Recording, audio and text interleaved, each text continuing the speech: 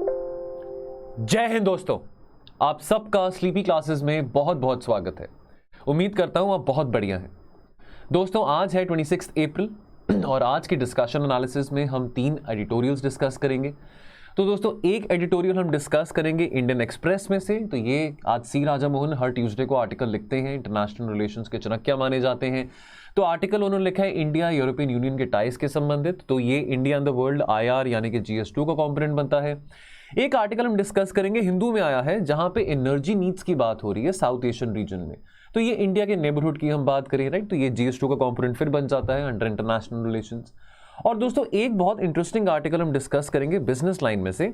तो यहाँ पे बात हो रही है काउंटर ट्रेड की, यहाँ पे बात हो रही है बार्टर ट्रेड की।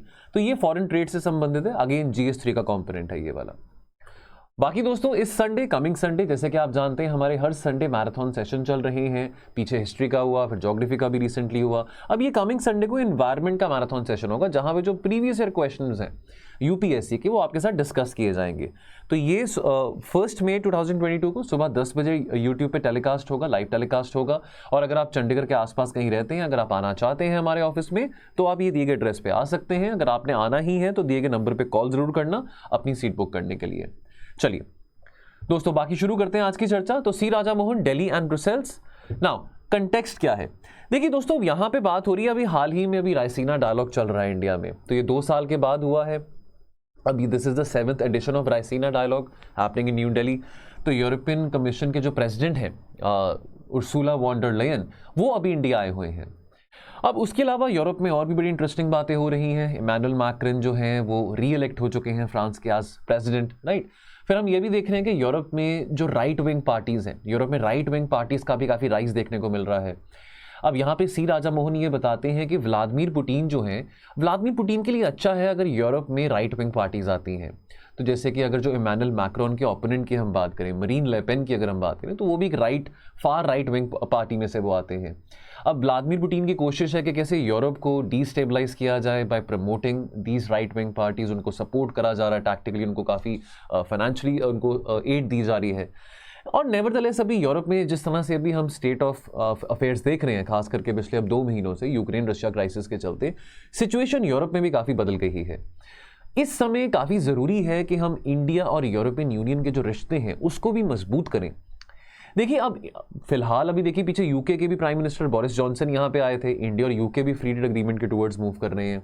बार बार ये बात करी जाती है, कोई नई बात नहीं है कि बहुत पोटेंशियल है जी, बहुत पोटेंशियल है कि हम अपने ट्रेड रिलेशंस को बहुत ज़्यादा डीपन कर सकते हैं, इंटीग्रेट कर सकते हैं। अब देखिए, यहाँ पे अगर हम अपने रिलेशन की बात करें यूरोपियन यूनियन के साथ, अमेरिका के साथ, रशिया के साथ, तो इंडिविजुअली तो हमारे रिश्ते सबके साथ बहुत अच्छे हैं। अब रिपीटेडली दिल्ली ने यह भी बोला है, New Delhi has also been saying that look, ठीक है, ये रशिया यूक्रेन की लड़ाई जो चल रही है डजंट मीन कि हम यूरोपियन यूनियन के अगेंस्ट हैं या हम अमेरिका के अगेंस्ट हैं। अगर हम कंडेम नहीं कर रहे रशिया के एग्रेशन को, तो इंडिया बार बार ये बात कह रहा है कि हमारे साइलेंस को आप इतना लाइटली मत लीजिए। अगर हम साइलेंट हैं, अगर हम न्यूट्रल हैं, बहुत पुराना मित्र है रशिया हमारा, अगर हम वहां पे कंडेम नहीं कर रहे रशिया को, डजंट मीन कि हम रशिया के एग्रेशन को इंडोर्स कर रहे हैं। और ये रशिया और यूक्रेन का मुद्दा ज़्यादा इंटेंसिफाई उस घड़ी पे हुआ, उस मोमेंट पे हुआ जब इंडिया के रिश्ते, भारत के रिश्ते यूरोपियन यूनियन के साथ और अमेरिका के साथ, खास करके जो इकोनॉमिक टाइज हैं, पॉलिटिकल टाइज हैं, वो बहुत स्ट्रेंथन हो रहे थे। तो यहाँ पे एक बहुत इंटरेस्टिंग मौका है अगर हम बात करें यूरोपियन यूनियन और रशिया रिलेशंस की। देखिए, अब यहाँ पे कंपैरिजन की अगर थोड़ी बात करें, चलो हम ट्रेड करते हैं रशिया के साथ, ठीक है। एस जयशंकर ने ये भी कहा था पीछे कि यार आप हमको क्या पाठ बता रहे हो, आप हमको किस चीज़ का सबक दिखाना चाहते हो कि भाई हम तेल मंगवाते हैं रशिया से। तो क्या हुआ, तो एस जयशंकर जी ने ये बोला था कि जितना तेल यूरोपियन यूनियन के जो देश हैं, जितने दोपहर को 12 बजे तक उतना वो तेल नहीं मंगाते, इतना तो तेल हम 1 महीने में नहीं मंगाते हैं, ठीक है। तो what are you telling us? In fact European union की ट्रेड की बात करें रशिया के साथ, तो बार बार हम बात करते रहते हैं जो नॉर्थ स्ट्रीम 2 पाइपलाइन की, जर्मनी, फ्रांस, इटली, ये सब इकोनॉमीज जो हैं, ये सब कंट्रीज जो हैं, अपने नेचुरल गैस रिजर्व्स के लिए रशिया के ऊपर डिपेंडेंट है। वो जो नॉर्थ स्ट्रीम 2 पाइपलाइन से जो नेचुरल गैस रिजर्व्स वहां से आते हैं। अब यूरोपियन यूनियन के एनुअल ट्रेड की बात करें with Russia, that is around $260 billion. और इंडिया और यूरोपियन यूनियन का ट्रेड कितना है? $10 बिलियन। तो बहुत कम है। इनफैक्ट इंडिया का जो ट्रेड रशिया के साथ है वो भी कोई बहुत ज्यादा नहीं है, राइट। तो अब ये जो कंट्रीज हमको बहुत सारी बड़ी बड़ी बातें समझाती रहती है कि आप अपने ट्रेड टाइज को सस्पेंड कर दो, रशिया के ऊपर सैंक्शन लगा रहे हैं, ये है वो है। But the fact of the matter is कि यूरोपियन यूनियन की इकोनॉमी बहुत डीपली इंटीग्रेटेड है रशियन इकोनॉमी के साथ। नाउ अब डेफिनेटली ये जो व्लादिमीर पुतिन ने जो रेकलेसली इन्वेड करा है यूक्रेन के ऊपर, now that has costed Europe also very dearly, because देखिए अब जैसे मैंने बोला कि गैस रिजर्व्स की हम अगर बात कर रहे हैं, गैस सप्लाईज की बात कर रहे हैं, तो उनकी जो सारी की सारी नीड्स थी नेचुरल गैस की वो रशिया से आ रही थी। अब लेकिन अब अमेरिका ने तो खास करके बहुत कैटेगोरिकली बोल दिया कि ऐसा नहीं चलने वाला, या तो आप रशिया के साथ गैस मंगवाते रहो और एक तरफ से आप कहो कि जी यूक्रेन की हेल्प करनी है, ये है वो है। तो अमेरिका ने बहुत क्लियरली कहा था कि जी अगर आपने यहाँ पे अपना कुछ पोजीशन दिखानी है, स्टैंड दिखाना है, तो आपको यानी कि यूरोपियन यूनियन के देशों को रशिया के साथ ट्रेड करना बंद करना पड़ेगा। ठीक है, नाउ अब आने वाले समय में क्या ऐसा हो सकता है कि रशिया की पोजीशन डिमिनिश हो? देखिए अभी अगर हम जैसे न्यूज़पेपर्स देखते हैं, जो हम टीवी चैनल्स पे जो देखते हैं, बातें जो आ रही है रशिया यूक्रेन की लड़ाई के चलते, तो काफ़ी एम्बैरेसिंग बातें भी सुनने को मिल रही है। अभी हाल ही में रशिया का जो जहाज़ है मॉस्को वो डूब गया था। रशिया इस बात को मानने को वैसे तैयार नहीं है, लेकिन सी राजा मोहन ये कह रहे हैं कि अगर ऐसा चलता रहा जो न्यूज़ आ रही है, तो हो सकता है कि रशिया जो आज के टाइम पे बहुत अपना डोमिनेंस दिखा रहा है, व्लादिमीर पुतिन की जो ईगो है शायद वो हर्ट हो सकती है। और इससे अगर रशिया का डाउनफॉल आता है तो इंडिया की जो दुविधा है, इंडिया का जो एक कॉम्प्लिकेटिंग फैक्टर रहता है रशिया के साथ इंगेज करने का vis a vis the rest of the world, वो शायद थोड़ा कॉम्प्लिकेशन इंडिया का कम हो जाएगा। तो सी राजा मोहन ये बात कह रहे हैं, there is a possibility that the partnership with Russia dominated India's, जो कि हमारी जो पार्टनरशिप थी रशिया के साथ, that dominated our international relations policy during the cold war since the time of independence. In fact अगर हम अपने फ्रीडम स्ट्रगल की भी बात करें तो रशियन रेवोल्यूशन के बाद कितना इंस्पिरेशन देखने को मिला था। जो हमारे नेशनलिस्ट थे, हम जवाहरलाल नेहरू की बात करें, सुभाष चंद्र बोस की बात करें, तो उनको कितना इंस्पिरेशन सीख करने को मिला था रशियन रेवोल्यूशन से, राइट। सो हमारा फ्रीडम स्ट्रगल भी कहीं ना कहीं इंडिपेंडेंस के बाद भी during the time of the cold war also, हमारे रिश्ते रशिया के साथ तो बहुत अच्छे थे। लेकिन हो सकता है कि अगर रशिया की पोजीशन डिमिनिश हो, रशिया की पोजीशन आगे जाके थोड़ी वीकन होती है, तो ये जो हमारा जो रिश्ता था रशिया के साथ, जो इतना ज़्यादा गहरा था, हो सकता है कि वहाँ पे भी थोड़ा हम एक इतनी गहराई ना देखें आने वाले समय में। अब क्या ये होगा कि नहीं होगा, ये तो आने वाले समय में हमको पता लगेगा। I would say it's too early to say that, because international relations में कोई भी बात इतनी जल्दी होने को हो भी सकता है। ऐसी बात भी हो सकती है कि जो हमारे रिलेशंस रशिया के साथ आने वाले टाइम में इतने डीप ना हो, हमारी कॉम्प्लिकेशंस थोड़ी कम हो जाए vis a vis the rest of the world, but there is a possibility, that is what C Raja Mohan is saying. Now China का जो फैक्टर आता है इंडिया यूरोपियन यूनियन के रिश्तों में, देखिए अब अगर हम रशिया की बात करें तो रशिया के जो रिश्ते हैं चाइना के साथ वो तो बहुत डीपन हो जा रहे हैं, ठीक है, काफ़ी ज़्यादा स्ट्रॉन्ग है। इनफैक्ट अगर हम बात करें जून 2021 की, देखिए जो बाइडेन जब प्रेसिडेंट बने थे, उन्होंने व्लादिमीर पुतिन के साथ एक मीटिंग हेल्ड करी थी और व्लादिमीर पुतिन को बहुत कैटेगोरिकली बात कही थी दैट देखो कि मैं अपने आप को, मैंने बात पहले भी कही है कि देखिए जो बाइडेन व्लादिमीर पुतिन को कह रहे थे, भाई साहब देखिए मैं अपने आप को अफगानिस्तान से विड्रॉ कर रहा हूँ, ठीक है, मेरे को अब कोई इंटरेस्ट नहीं है अफगानिस्तान में इतने लंबे अरसे से जो हमने वॉर ऑन टेरर चलाया था।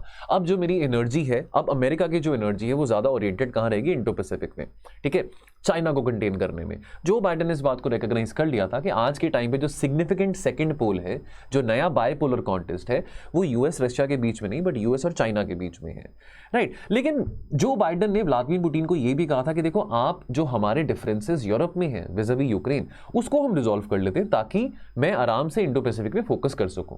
लेकिन व्लादिमीर पुतिन ने कॉन्शियस चॉइस, देखिए व्लादिमीर पुतिन के पास ऑप्शन था कि चाहे वो यूएस के साथ रिश्ते अच्छे कर सकते थे, लेकिन पुतिन ही chose China over US. Now that was a conscious decision which Putin made.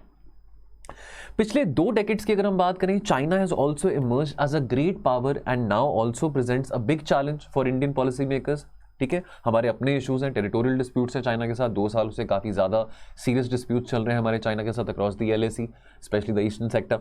Now, as Delhi strives to retain a reasonable relationship with Moscow, Europe emerges as an important partner in letting India cope with the China challenge. लेकिन interesting बात यह है कि 2 decade से ज़्यादा, चलो European union की economy तो रशियन इकोनॉमी के साथ तो बहुत वेल इंटीग्रेटेड है, लेकिन यूरोप बहुत रिलेंटलेसली परस्यू कर रहा है economic engagement also with China, ठीक है। अब अमेरिका यहाँ पे बीच में आ जाता है। देखिए अभी फिलहाल तो चाइना और यूएस के जो रिश्ते हैं वो इतने अच्छे नहीं हैं। अब यूरोपियन यूनियन को भी एक चॉइस मेक करना है, तो अमेरिका बार बार कह रहा है, चाहे वो डोनाल्ड ट्रंप थे चाहे वो जो बाइडेन है, कि भाई या तो आप चाइना को चूज कर लो, या तो आप रशिया को चूज कर लो, या तो आप वो नॉर्थ स्ट्रीम 2 पाइपलाइन से गैस मंगाते रहो, या फिर आप मुझको चूज करो।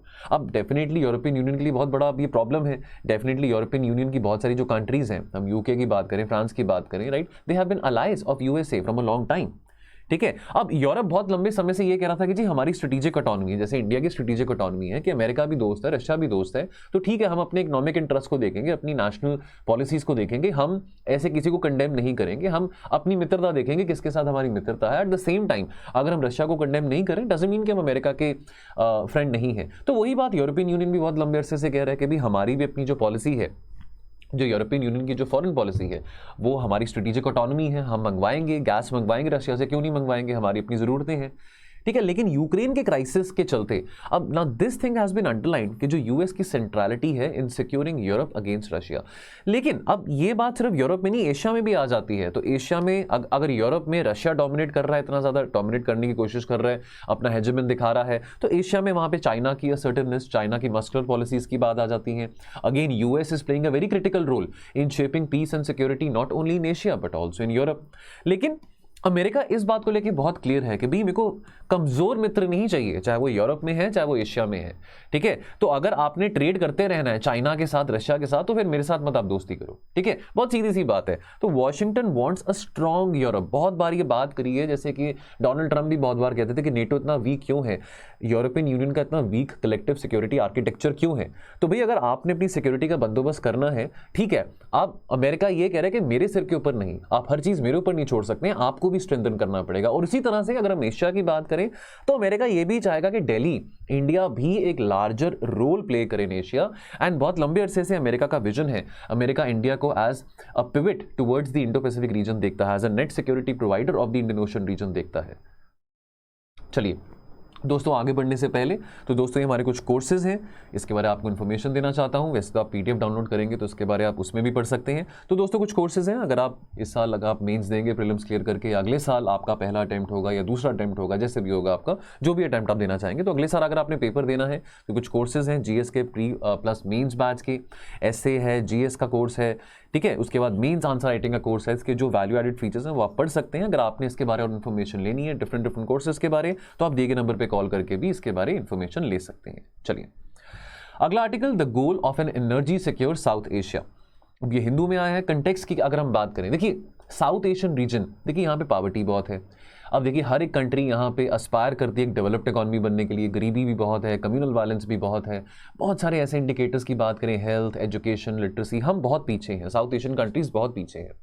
इनफैक्ट साउथ एशियन कंट्रीज के जो इंडिकेटर्स हैं they are much more worse than even the Asian region. Now अब ये बात तो बहुत सेंट्रल है कि हम अगर $5 ट्रिलियन इकॉनमी इंडिया बनना चाहती है, या कल को हम साउथ एशियन रीजन की बात करें, एक स्ट्रॉन्ग एक ब्लॉक बनना चाहता है, ट्रेड ब्लॉक बनना चाहता है, अंधेरे में रह के तो नहीं होगा, बिजली की रिक्वायरमेंट है, इलेक्ट्रिसिटी की रिक्वायरमेंट है, ठीक है। अब देखिए अब हाल ही में अगर हम बात करें, बांग्लादेश हैज अचीव्ड 100% इलेक्ट्रिफिकेशन, ठीक है। भूटान, मालदीव्स और Sri Lanka had already accomplished 100% electrification back in 2019। Indian Afghanistan की बात करें तो हमारी भी कोशिश है कि कैसे हम खास करके रूरल इंडिया को इलेक्ट्रीफाई कर सकें। ऑल दो गर्मियों का टाइम है तो हम देखते हैं बहुत सारे पावर कट्स होते हैं, पावर आउटेजेस होते हैं। इलेक्शन से पहले तो बहुत बड़ी बड़ी बातें हर एक पॉलिटिकल पार्टी करती है कि हम फ्री में बिजली देंगे, पानी देंगे, राइट। लेकिन ये इंश्योर करना, देखिए अब ये न्यूज़पेपर में पढ़ना कि जी 100% इलेक्ट्रिफिकेशन है, या यूपीएससी की तैयारी करते वक्त हमने पढ़ना कि कोई योजना है, कोई स्कीम है जहाँ पे ये 100% इलेक्ट्रिफिकेशन की बात करी गई है, तो वो तो थ्योरेटिकली आपने पढ़ ली, लेकिन प्रैक्टिकली भी तो होनी बहुत जरूरी है ना कि एक्चुअल में रिलायबल और क्वालिटी इलेक्ट्रिसिटी अवेलेबल हो सबको। इकोनॉमिक ग्रोथ भी तो होगी तभी, डायरेक्टली प्रोपोर्शनल है। बिजली नहीं होगी तो अंधकार में तो हम नहीं बन पाएंगे ना $10 ट्रिलियन इकोनॉमी, ठीक है। तो ऑब्जेक्टिव क्या है इन देशों में, Pakistan, Afghanistan, India, south Asian region की बात करें कि कैसे रिलायबल और क्वालिटी इलेक्ट्रिसिटी लोगों को प्रोवाइड की जा सकती है, खास करके रूरल पॉपुलेशन को, और बहुत अफोर्डेबल प्राइसेस पे, इतने महंगे प्राइसेस पे नहीं, अफोर्डेबल प्राइसेस पे। और अब तो रिन्यूएबल एनर्जी की बात हो रही है कि अब कैसे हम रिन्यूएबल एनर्जी के थ्रू ज़्यादा इलेक्ट्रिसिटी जनरेट कर सकते हैं। तो ये इंडिया के लिए बहुत बड़ा मौका भी है। मैंने ये बात पहले भी कही थी कि टुवर्ड्स 2070 अगर हम नेट जीरो की बात कर रहे हैं तो India can lead by example to all these countries के कैसे कोल पे ना डिपेंडेंसी दिखा के रिन्यूएबल एनर्जी के थ्रू, सोलर है, विंड है, आपके हाइड्रो पावर प्रोजेक्ट्स हैं, इनके थ्रू कैसे हम बिजली जनरेट कर सकते हैं एट चीपर प्राइसेस। ना क्या रिश्ता है इलेक्ट्रिफिकेशन का, ग्रोथ का और सस्टेनेबल डेवलपमेंट गोल्स का। देखिए यहाँ पे एक बड़ी फैक्चुअल बात आई है यहाँ पे, तो ये फैक्चुअल बात जो है आप कोट भी कर सकते हैं, लाइन को रट लेना, याद कर लेना, लिख लेना कहीं पे कि 0.46% यानी कि less than 1% increase in energy consumption leads to 1% increase in the GDP per capita. तो रिश्ता कितना ज्यादा गहरा है इस चीज का। Electrification not only helps in improving lifestyle, ठीक है। अब देखिए आपको पढ़ने में कितनी आसानी है अगर आपके घर में बिजली है, पंखा चल रहा है, एसी चल रहा है, ठीक है। अंधेरे में तो रह के आप पढ़ भी नहीं सकते हैं, ठीक है। अब डेफिनेटली हम न्यू इंडिया की बात करते हैं तो न्यू इंडिया अंधेरे में रह के तो नहीं पढ़ सकता, ठीक है। तो अपार्ट फ्रॉम इंप्रूविंग लाइफस्टाइल, हमारी जो इकोनॉमी की जो सिचुएशन है, पर कैपिटा जीडीपी है, जीडीपी ग्रोथ है, वो भी बढ़ती है। In fact 50% of Bangladesh GDP comes from industrial and agriculture sectors. और ये किस पे निर्भर करते हैं? बिजली के ऊपर निर्भर करते हैं। Now solar power driven electrification in rural Bangladesh is a huge step towards sustainable development goal 7। अब ये SDG 7 क्या है आपने कमेंट सेक्शन में लिखना है। अब मुझे नहीं पता वीडियो कौन देख रहा है ईमानदारी से, लेकिन जो ये बच्चे वीडियो देख रहे हैं ईमानदारी से, मुझे ये आपने बताना है कि SDG 7 क्या है, ठीक है। अब इंडिया का भी प्लेज है कि कैसे हम टुवर्ड्स 2030 40% जो हमारी एनर्जी नीड्स हैं वो रिन्यूएबल एनर्जी से हम प्रोड्यूस कर सकते हैं। पहले तो मेगावाट्स में बातें होती थी, अब गीगावाट्स में बातें होती हैं। तो बाय 2030 हम भी 500 gigawatt of electricity generation through renewable energy resources चाहेंगे, ठीक है। Access to electricity also improves infrastructure, तो यहाँ पे SDG 9 आ जाता है। और energy access also helps online education through affordable internet, तो यहाँ पे आपका SDG 4 आ जाता है। तो SDG 7 तो आपने बताना ही है कमेंट सेक्शन में क्या है क्या नहीं है। अगर आप देख रहे हैं वीडियो तो SDG 9 और SDG 4 क्या है उसका भी आप एक सेंटेंस में कमेंट सेक्शन में कमेंट जरूर करना, ये आपका होमवर्क है आज का। अब बात करते हैं ग्रीन ग्रोथ और ग्रीन एनर्जी की। अब बहुत सारे देश अब बात कर रहे हैं कार्बन न्यूट्रलिटी की। अब देखिए क्लाइमेट चेंज, ग्लोबल वार्मिंग एक बहुत इंटेग्रल पार्ट बन चुका है फॉरेन पॉलिसी डिस्कशन में, इंटरनेशनल अफेयर्स डिस्कशन में, ठीक है। अब हर कोई कंट्री चाहता है कि हम कैसे रिन्यूएबल एनर्जी को यूज़ करके अपनी क्लीन एनर्जी जनरेट कर सकते हैं। Now under the net zero pledge by 2070 हमने भी कमिट करा है कि 450 से 500 गीगावाट ऑफ एनर्जी हम बाय 2030 रिन्यूएबल एनर्जी से मीट करेंगे। साउथ एशिया के पास बहुत वास्ट रिन्यूएबल एनर्जी रिसोर्सेज हैं, ठीक है। हाइड्रो पावर है, सोलर है, विंड है, जियोथर्मल है, बायोमास है, ठीक है। Now the region is also moving towards green growth and energy as India is the leader, India host the ISA, ठीक है। नाउ बांग्लादेश की बात करें, rural places that are unreachable with traditional grid based electricity, they उनके पास भी 45% of the power needs जो हैं that is being met through rooftop solar panel. अब रीजनल एनर्जी ट्रेड की बात करते हैं तो दोस्तों ये जो रीजन है, साउथ एशियन रीजन है, बहुत वोलेटाइल भी है। न्यूक्लियर आर्म नेबरहुड में हम रहते हैं, पाकिस्तान, चाइना, ठीक है। कोई यहाँ पे ये भी बताना कि जी यहाँ पे कोई भी एक कंट्री बता दीजिए जहाँ पे डेमोक्रेसी बहुत लंबे अरसे के लिए स्टेबलाइज रही हो। तो खैर इंडिया ही इकलौती एक ऐसी कंट्री है जहाँ पे बहुत लंबे समय के लिए डेमोक्रेसी स्टेबलाइज रही है। अपने अपने चैलेंजेस हैं, पोरस बॉर्डर्स हैं, डिस्प्यूट्स हैं, सिक्योरिटी चैलेंजेस हैं, इलीगल ड्रग ट्रेड की बात करें, इलिसिट ह्यूमन ट्रेड की बात करें, नार्कोटिक्स ट्रेड हो, वेपन ट्रेड हो, एक्सेट्रा एक्सेट्रा, और भी बहुत सारे चैलेंजेस हैं, क्रॉस बॉर्डर टेररिज्म है। अब उसके चलते कैसे अब इन सब से ध्यान हटा के, ठीक है, अब हमने देखिए रोशनी देखनी है ना, साउथ एशियन रीजन में अंधेरा नहीं देखना, हमने लड़ाइयाँ नहीं देखनी, डिस्प्यूट्स नहीं देखने, चाहे वो पानी के पीछे हो, बाउंड्रीज के पीछे हो, किसी मर्जी के पीछे हो। तो बहुत बड़ा चैलेंज है साउथ एशियन रीजन में। पहली बात तो हमारा जो ट्रेड लिंकेज है साउथ एशियन रीजन में वो भी ज़्यादा कुछ स्ट्रॉन्ग नहीं है ना। बार बार बात होती है कि सार्क कहाँ पे है, सार्क कितना रेलेवेंट है। अब 1985 में ग्रुपिंग बनाई थी, आज के टाइम पे तो इतना रेलेवेंट लगता भी नहीं है सार्क, ठीक है, इंडिया पाकिस्तान के डिस्प्यूट्स के कारण। लेकिन क्या हम ये चीज़ें अड़चने जो हैं अपने एनर्जी ट्रेड में भी आने देंगे? नहीं आने देंगे। जो करंट पार्टिसिपेशन है in the cross border projects that has been restricted, limited to Bhutan and India और नेपाल एंड इंडिया। अब इट इज़ ओनली नाउ कि जो पावर शेयरिंग प्रोजेक्ट्स है that has been coming up among the 3 nations which is Nepal, India and Bangladesh. तो India जो है export करता है 1200 megawatt of electricity to Bangladesh, ठीक है। तो कम से कम 25% of the daily energy needs जो है बांग्लादेश की वो इतने जितनी इलेक्ट्रिसिटी इंडिया एक्सपोर्ट कर रहा है उसे मीट हो जाती है। भूटान एक्सपोर्ट करता है 70% of its hydro powered electricity. बहुत सारे हाइड्रो पावर प्रोजेक्ट्स भूटान में जो बनाए जा रहे हैं तो वहाँ पे इंडियन गवर्नमेंट सपोर्ट कर रही है, फाइनेंस कर रही है। लेकिन चलो भूटान में एनवायरमेंटल कंसर्न्स भी आते हैं, बिकॉज लेट्स नॉट फॉरगेट कि ये जो रीजन है, अगर हिमालयन इकोसिस्टम की हम बात करें तो ये काफ़ी फ्रेजाइल रीजन भी है, तो यहाँ पे काफ़ी इन्वायरमेंटल कंसर्न्स भी हैं भूटान के, ठीक है। तो इस तरह से जो रीजनल एनर्जी ट्रेड है with in the south Asian region ये और बढ़ाने की ज़रूरत है और ज़्यादा इंटीग्रेट करने की ज़रूरत है।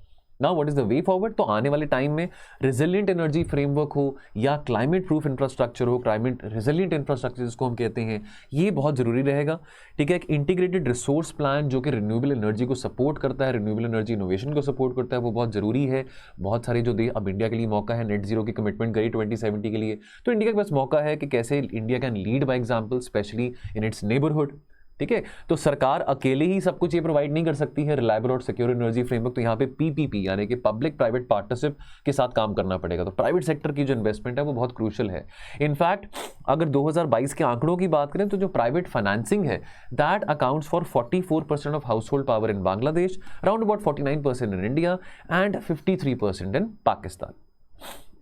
चलिए दोस्तों, लास्ट एडिटोरियल आज का, तो यहां पे बात हो रही है counter trade can work in crisis situation. देखिए, ट्रेड सेटलमेंट मैकेनिज्म की बात हो रही है। अब देखिए, अब रशिया यूक्रेन की लड़ाई के चलते अभी रशिया के ऊपर सैंक्शन लगाए गए थे। अब हालांकि सैंक्शन एक लॉन्ग टर्म बेनिफिट है, शॉर्ट टर्म बेनिफिट है, चलो वो एक और मैटर ऑफ डिबेट है, लेकिन डेफिनेटली सैंक्शन लगाने से रशिया के साथ ट्रेड करना बहुत सारी कंट्रीज का मुश्किल हो रहा था। तो रशिया ने बोला इंडिया को कि आप क्यों ना रुपी रबल जो ट्रेड एग्रीमेंट है वो एक्सप्लोर कर लेते हैं, हम डिस्काउंटेड प्राइस में आपको तेल प्रोवाइड कर देंगे। अब बात यहाँ पे ये आती है कि आज के टाइम पे हम ये कहेंगे हर चीज़ डी डॉलराइज्ड हो जाए, वो भी पॉसिबल नहीं है। तो डॉलर जो है वो हार्ड करेंसी है, ग्लोबल करेंसी है और रहने भी वाला है, इतनी जल्दी तो डी डॉलराइज नहीं हो पाएगा ना। आरबीआई अभी it is working together with the Russian counter part, यानी कि जो रशिया का जो सेंट्रल बैंक है, कि कैसे एक फ्रेमवर्क, क्योंकि इंडिया बहुत क्लियर है कि जी हमारे अपने इकोनॉमिक इंटरेस्ट है, अगर हमको सस्ते दाम में तेल मिलता है रशिया से तो मंगवाएंगे, कोई ऐसी बात नहीं है। तो मैं फिर से वो बात रिपीट करूंगा कि एस जयशंकर ने बोला भी था कि इतना तेल हम एक महीने में नहीं मंगाते हैं जितना आप यूरोपियन यूनियन के जो देश है दोपहर को 12 बजे तक मंगा लेते हैं। तो आप हमको इस बात का लेक्चर मत दीजिए। तो ये बात एस जयशंकर बहुत कह चुके कि हमारी अपनी इकोनॉमिक सॉवरेनिटी है, अपने इकोनॉमिक इंटरेस्ट है। तो ऐसे आप कहोगे जी सैंक्शन लगे रशिया के ऊपर तो आज हम ट्रेड करना बंद कर दें, नहीं, ठीक है, हम एग्रेशन को अगर कंडेम नहीं करें डजंट मीन कि एग्रेशन को एंडोर्स कर रहे हैं। तो एक बायलैटरल ट्रेड मैकेनिज्म कैसे सस्टेन किया जा सकता है in the wake of sanctions, इस चीज को एक्सप्लोर किया जा रहा है। अब ये जो आइडिया है of creating a trade settlement mechanism in rupee to facilitate and strengthen the bilateral ties, ये कोई नई बात नहीं है, पहले भी हो चुका है। तो इन द पास्ट इंडिया ने बहुत सारे जो पेमेंट्स हैं, अगर हम ट्रेड पेमेंट्स की बात करें, India in the past has accepted and made payments in rupee. तो फॉर एग्जाम्पल रशिया के साथ नेपाल, ईरान, इराक, बांग्लादेश और सम एग्जाम्पल्स।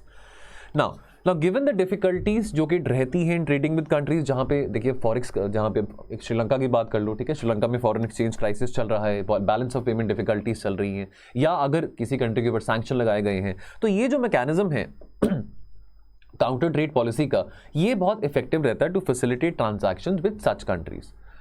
ठीक है, एडवांटेजेस ऑफ काउंटर ट्रेड की बात करें तो देखिए मिटिगेटिंग रिस्क, यानी कि अगर हम रुपी में ट्रेड कर पाए, है ना, कुछ टाइम के लिए, ऑब्वियसली रुपी ग्लोबल करेंसी तो नहीं है, लेकिन अगर कुछ टाइम के लिए हम रुपी में ट्रेड कर सकते हैं विद दीज कंट्रीज, तो क्या इसके एडवांटेजेस हैं? तो पहली बात तो this will mitigate the risk post by the protective trade policies. तो प्रोटेक्टिव ट्रेड पॉलिसीज जैसे सैंक्शंस की बात हो रही है, करेंसी रिस्ट्रिक्शंस की बात हो रही है, ठीक है, या अगर हम बात करें जो चैलेंजेस एसोसिएटेड होते हैं with outward remittances of foreign exchange, ठीक है, कुछ कारणों के कारण, ठीक है, फॉर एग्जांपल हम श्रीलंका की अगर हम बात करें, ठीक है, Sri Lanka is facing twin deficit, fiscal deficit एक तरफ है और आपका जो बैलेंस ऑफ पेमेंट क्राइसिस है श्रीलंका का एक तरफ है, ठीक है। तो अब चैलेंजेस जो रहते हैं in securing supply of strategic mineral resources, तो एक तरह से यहाँ पे काउंटर ट्रेड क्या है, एक तरह से एक बार्टर ट्रेड है। हमने हिस्ट्री में पढ़ा है इंडस वैली सिविलाइजेशन के टाइम पे बार्टर ट्रेड हुआ करता था, ठीक है। तो यानी कि अगर आपने किसी से आटा लेना है तो आपने आटे के बदले उसको चावल दे दिए, ठीक है। तो इस तरह का ट्रेड हम हिस्ट्री में भी पढ़ते आ रहे हैं, इस तरह का ट्रेड पहले बार्टर ट्रेड होता था, ठीक है। वस्तु विनिमय व्यापार इसको हम कहते हैं हिंदी में। नाउ अब ये जो काउंटर ट्रेड है this has emerged as an important mode of international transactions, खास करके उन देशों के साथ जहां पे करेंसी क्राइसिस चल रहा है या कोई क्रॉस बॉर्डर पेमेंट चैलेंजेस चल रहे हैं। तो इंडिया का अगर यहाँ पे एग्जाम्पल की बात करें बार्टर ट्रेड अरेंजमेंट की, तो इराक के साथ हमने करा है पहले under the oil for food programme, जहाँ पे अब देखिए इंडिया के पास तो हमेशा ऑयल की जो डिमांड है वो ज़्यादा रहती है और ऑयल हम इंपोर्ट कराते हैं, ईरान से हो, इराक से हो, तो अब कितना सारा ऑयल हम इंपोर्ट कराते हैं। तो एक पास्ट में एक प्रोग्राम इराक के साथ हमने करा था ऑयल फॉर फूड प्रोग्राम, जहाँ पे इराक से हम तेल ले रहे थे और बदले में एक्सचेंज में हम इराक को राइस और वीट एक्सपोर्ट कर रहे थे। तो अच्छी बात भी है, अब जो रिसोर्सेज किसी कंट्री में नहीं बनते हैं, प्रोड्यूस नहीं होते हैं, तो वो दूसरी कंट्री से इंपोर्ट कर सकता है, बदले में जो उसके पास कॉम्पिटिटिव एडवांटेज है वो चीज़ एक्सपोर्ट कर सकता है। तो यहाँ पे एक और एग्जाम्पल डिस्कस करा गया मलेशिया से। मलेशिया से हम क्या मंगवाते हैं, देखिए लाखों करोड़ों रुपए का पाम ऑयल जो है मलेशिया से मंगाते हैं। तो इन द पास्ट मलेशिया ने भी, जहाँ पे एक रेल कंस्ट्रक्शन प्रोजेक्ट था, this was undertaken by IRCON international, ये एक गवर्नमेंट ऑफ इंडिया अंडरटेकिंग है अंडर मिनिस्ट्री ऑफ रेलवेज, ठीक है। तो यहाँ पे मलेशिया ने क्या किया था कि चलो जितना भी पैसा खर्च भारत सरकार कर रही है इस रेलवे कंस्ट्रक्शन प्रोजेक्ट के लिए, तो बदले में जितने भी पैसे खर्च किए जा रहे हैं उसके बदले में जितना भी equivalent value of palm oil है वो हम इंडिया को एक्सपोर्ट करते रहेंगे। तो ऐसे जो काउंटर ट्रेड एग्रीमेंट्स है, इस तरह के जो बार्टर ट्रेड एग्रीमेंट्स है, पहले भी हम वर्कआउट कर चुके हैं। तो इससे जो रिश्ता जो है, इकोनॉमिक एंगेजमेंट जो है वो खराब नहीं रहती। चाहे देखिए कुछ टाइम के लिए मोमेंटारीली करेंसी क्राइसिस चल रहा है, आपके ऊपर सैंक्शन लगाए गए हैं, राइट, कल को ईरान के ऊपर सैंक्शन ईरान के ऊपर भी सैंक्शन लगते रहते हैं, कल को ईरान के ऊपर सैंक्शन लग जाए, कोई ऐसी वैसी बात हो, तो हम अपने ट्रेड के रिलेशंस क्यों खराब करें जस्ट बिकॉज के यूएस ने सैंक्शन लगाए हुए हैं। नाउ अब क्या ये जो मैकेनिज्म है फॉर लोकल करेंसी ट्रेड ये सिर्फ यहीं तक सीमित है? नहीं, ये सिर्फ यहां तक सीमित नहीं है।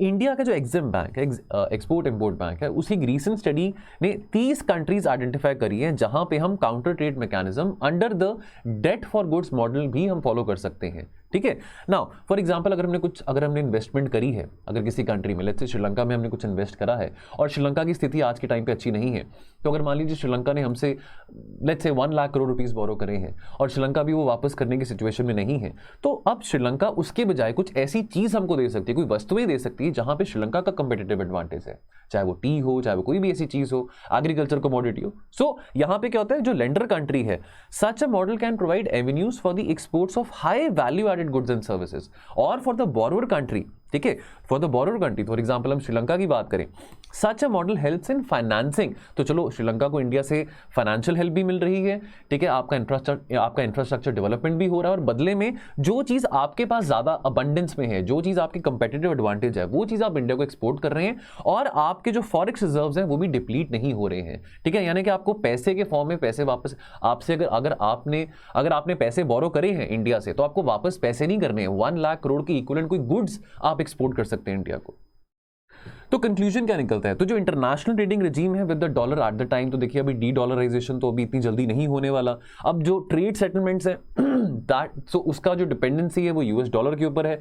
अब अमेरिका कल को किसी भी देश के ऊपर सैंक्शन लगा सकता है। अब इंडिया ने तो बहुत स्ट्रॉन्ग स्टैंड लिया है amidst the ongoing Russia Ukraine crisis के भी, हमारे अपने इकोनॉमिक इंटरेस्ट है और हम अपने इकोनॉमिक इंटरेस्ट को सेफगार्ड करना चाहते हैं, तो अगर हमको एक ऑल्टरनेटिव अगर एक्सप्लोर करना भी पड़ता है रुपी डबल एग्रीमेंट के थ्रू, तो हम वो भी करेंगे। ठीक है, तो India must bolster its stand through a comprehensive mechanism for circumventing the challenges to these trade settlements. तो ये जो काउंटर ट्रेड पॉलिसी काफी इफेक्टिव रहेगी कि कैसे जो ट्रेड सेटलमेंट मैकेनिज्म है इसको स्ट्रेंथन किया जा सकता है। चलिए दोस्तों, जाने से पहले PYQ ये 2011 में आया था, हिस्ट्री का क्वेश्चन है। India maintained its early cultural contacts and trade links with South East Asia across the Bay of Bengal. Now for this preeminence of early maritime history of Bay of Bengal, कौन सी following statement is the best और the most convincing explanation? तो ये 4 options आपके सामने हैं, कौन सा आपको सही लगता है कमेंट सेक्शन में कमेंट जरूर करिए। और दोस्तों जाने से पहले क्वेश्चन फ्रॉम एडिटोरियल्स, तो for the first time since independence India's interest are now aligning with those of Europe. क्या आप इस बात से सहमत हैं? अगर हैं तो 250 शब्दों में बताइए। और सेकंड ऑप्शन है, how will a regional security approach with a broader group of stakeholders help smoothen the energy trade process in South Asia? इसको 200 शब्दों में बताइए। चलिए सो दोस्तों, आज के एनालिसिस में इतना ही, मिलेंगे कल और डिस्कशन के साथ और एनालिसिस के साथ। तो आप अपना ख्याल रखिए और पढ़ते रहिए। थैंक यू सो मच, जय हिंद।